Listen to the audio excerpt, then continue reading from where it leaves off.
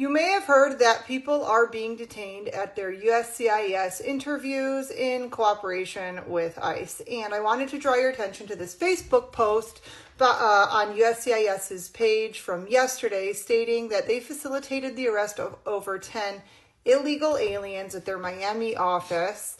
And I want to point to this part here. These aliens either overstayed their visa, had orders of removal, or entered the U.S. without inspection.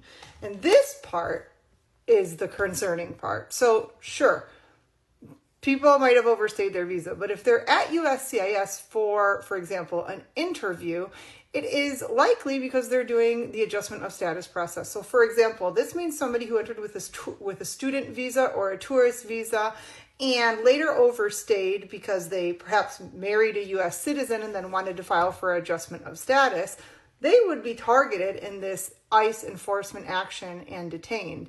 And it's like, that is literally doing things the right way. Now, entering without inspection. Let's say, for example, somebody entered without inspection and now their spouse is petitioning for them and they got an I-130 interview, or they got an interview on the I-130, and prior to doing the I-601A and leaving the country, they get scheduled and then they get picked up by ICE. Now they have this whole other bureaucratic mess that they have to respond to and kind of work through prior to continuing their process for their green card. In other words, prior to continuing to do things the right way. It is very concerning that they are targeting people who just overstayed their visa when literally the way to become a green card holder, if you entered on a student visa or a work visa or a tourist visa and then got married to a U.S. citizen and decided you wanted to build your life together, is by doing an adjustment of status and then attending your USCIS interview. That is the right way to do it. So I don't know how they expect people to apply for benefits if they are scared that they are going to be detained.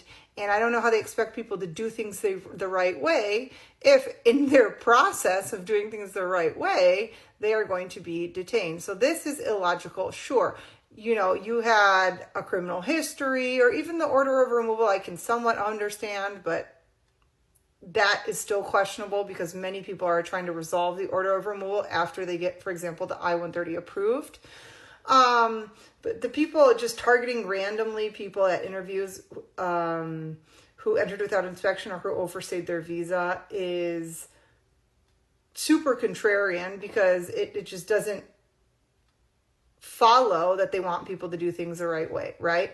So we'll see if there's a lawsuit regarding this as well. It literally prohibits people from seeking permanent residency if they're going to be detaining people at their interviews.